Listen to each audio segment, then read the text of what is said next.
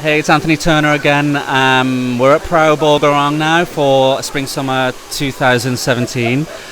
I'm really excited about the show. We're doing such a fantastic look. It's so much fun. A little bit different to what we've done here over past seasons. Past seasons we've done versions of ponytails.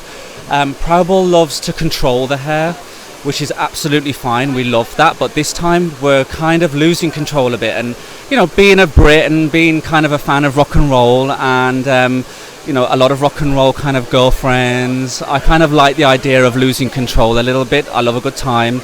These girls at the show, they're meant to look as if they're having a good time. So that's the narrative, really. This kind of very fun, very energetic. She's got a swagger to her, you know. She's inspired by those girls that went to the Chelsea Hotel in the 60s, 70s, Velvet Underground, Nico. Maybe a little Kate Moss. There's a little Brit influence in there as well. The idea of the hair is that it's very fresh, very light, but at the same time animated. So we want the hair to move on the runway. We want it to feel fresh and light, and we want it to have a certain attitude to it.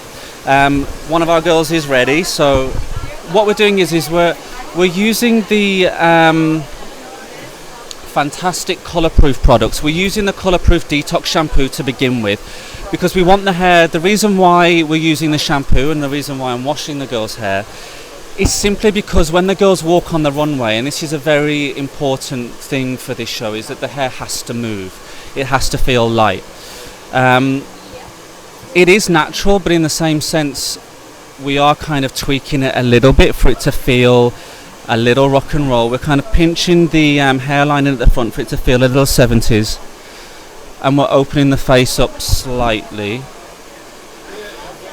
What I love about these kind of little bits is when you look at Nico from the Velvet Underground, she had these really cool layers that just framed the cheekbone.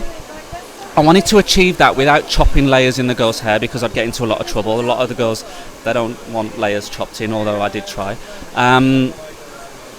Yeah, I'm going to get into trouble. So basically we are opening the face up using a really easy technique where we pinch the hairline in at the front, and then when it's still hot, we roll the hair up into like a little twist and we let it set like that. Then when you take it down, what you get is this really neat little bend here. And you get this kind of, it frames the cheekbone very nicely right here.